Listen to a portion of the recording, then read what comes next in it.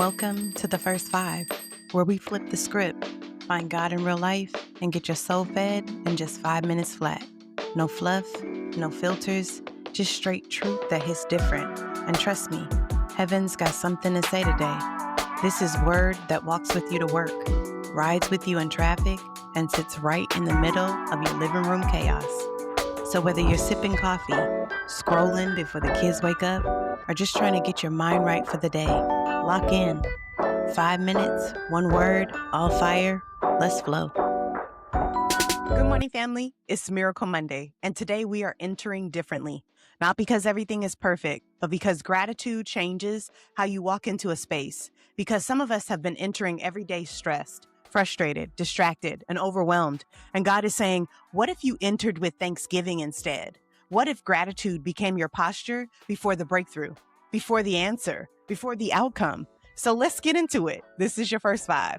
5 minutes, one word, let's flow. So listen, you ever cooked a whole meal and somebody grabbed a plate without saying thank you? Rude. Now suddenly you standing there offended like, oh, so we just eating for free today, huh? Or when somebody asks you for another favor without acknowledging the last favor, that feeling hits different because gratitude matters. And honestly, sometimes we do God the same way, always asking, always needing, always rushing to the next thing without pausing to say, Lord, thank you. Teens like forgetting to appreciate people until they stop helping. Millennials like moving so fast you barely celebrate what God already did. Elders like knowing gratitude keeps your heart humble and your spirit steady. So I titled today's message, With Thanksgiving.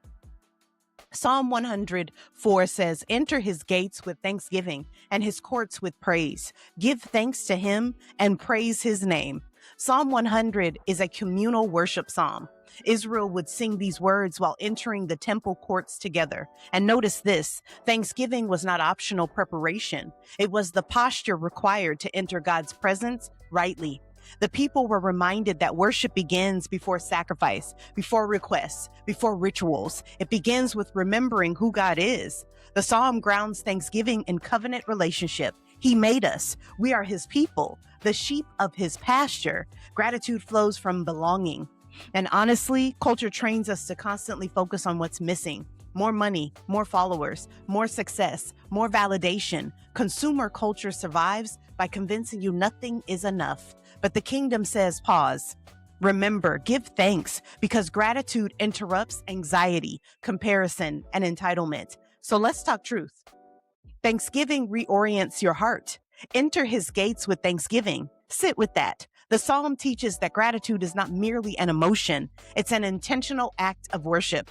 Israel entered the temple remembering God's faithfulness, provision, and covenant promises. Thanksgiving prepared their hearts for God's presence. Let's ground that. In Deuteronomy 8, God warns Israel not to forget him after they become prosperous. Gratitude protects memory. It's like charging your phone before it dies. Thanksgiving keeps your soul connected before discouragement drains it. A thankful heart remembers that everything you have is sustained by God's grace. Before you complain today, pause and remember what God already carried you through. And my second point, gratitude resists consumer culture. Let's be real. Culture profits from dissatisfaction, advertisements, social media, hustle culture. They constantly tell you your life isn't enough yet. Lean into that. Philippians 4:11-12 says, I have learned to be content, whatever the circumstances. The world says gratitude comes after you get what you want. The kingdom says gratitude comes because God is still good, even before the outcome changes. It's like constantly upgrading your phone, but still feeling empty. Because no external upgrade can heal an ungrateful spirit. Gratitude breaks the cycle of comparison. Stop measuring your life against somebody else's highlight reel. Thank God for what he's doing in your story.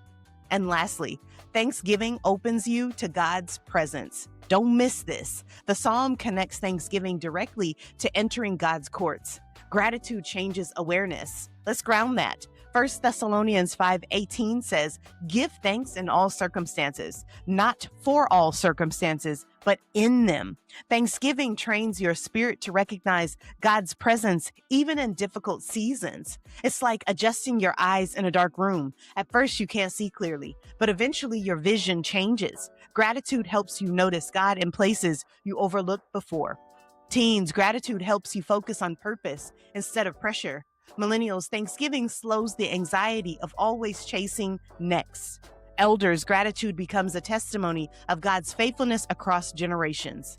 Sometimes peace doesn't begin with changing your environment. It begins with changing your posture. Where in your life have you become so focused on what's missing that you've forgotten what God has already done? And what would change if gratitude became your daily posture instead of your occasional response? And our prayer for today, Lord, thank you for your goodness, your mercy, and your faithfulness. Forgive me for the moments I've rushed past gratitude while chasing what's next. Teach me to enter every day with thanksgiving and help my heart stay aware of your presence. In Jesus' name, amen. Today, before asking God for anything new, thank him for 3 things he's already done. Well, there you have it. That was your first 5. Now go live it. 5 minutes, 1 word, all fire. And don't forget to like, share, and subscribe. And remember, gratitude doesn't just change your mood. It changes how you enter God's presence. I see you back here in the morning.